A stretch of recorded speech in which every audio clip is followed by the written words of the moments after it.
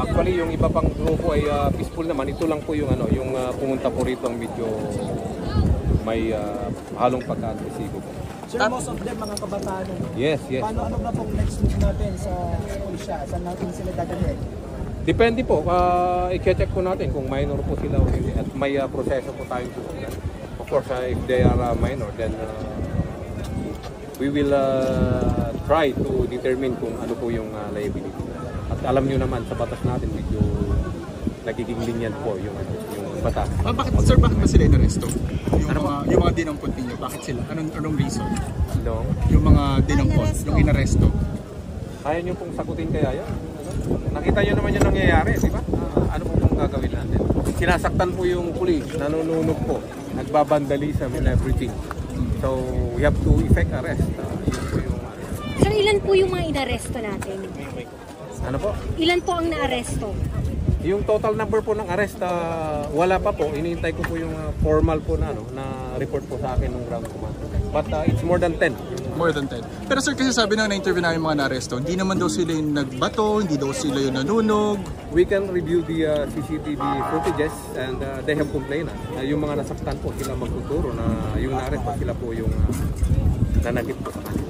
Makita nyo po kanina siguro lahat na andito, nambabato at nagiging agresibo po.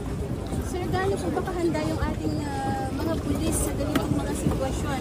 Alam naman po natin na marami yung mga magsasagawa ng rally bakit humatong sa ganitong marahas yung kanilang mga protesta.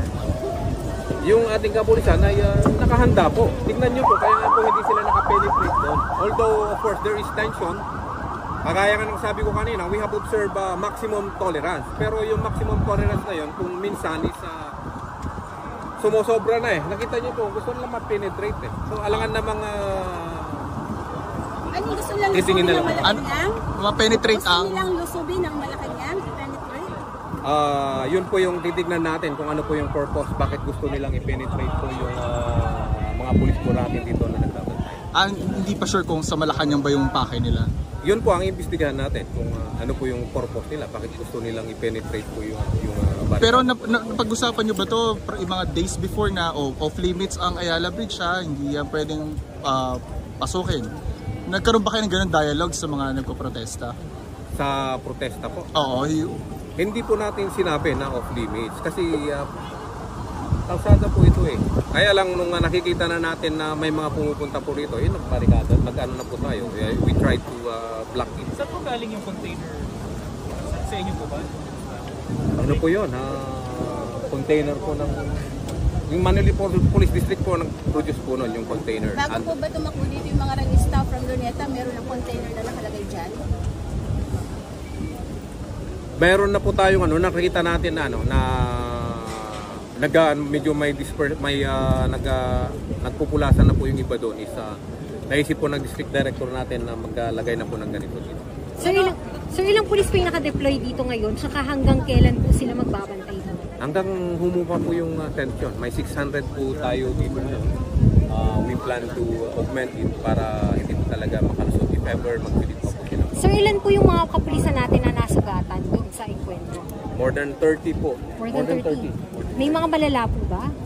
Meron po, may ano po yung ulo yung isa, may pumutok po yan. Sir, wala po ba tayong intel report na may mga ganitong plano, yung mga ralista na sumusok dito sa bahagi po ng... Kasali po ng intel report po yun, kaya nga po pinaghandaan na po natin yung mga ganitong. Pero man nakalusot pa rin. Wala namang nakalusot. Pero nagkaroon ng karahasan, ang kabulukan. Ayun po, normal po. Kasi nakita nyo po yung tension. Actually, andyan po sila, mostly po. May uniform po sila, nakatakip po yung mukha nila eh. So sila po yung galing sa rally sa Luneta? Nanggaling po sila kanina doon. Sila po yung tinitignan na natin kanina, yung mga nakakover ang mukha. Hindi po ba ito pwedeng maging dahilan to declare martial law? Hindi ko po masasagot yan kasi hindi po masyadong isolated pa po ito. Hindi masyadong maliit na case po to para mag-declare po ng ganyang bagay. Yes, ano lang yung kahaso doon sa mga yung case, sir, yung case. I-determine po ng investigador natin pero most kung ano yung kaso, pero alam nyo naman yung may direct assault po dyan, vandalism, destruction of property, Marami po, yung mga lawyers po natin. Arson, kasama ba yun? Sir, ma'am, okay na po Yes, tayo yes. sa Thank you.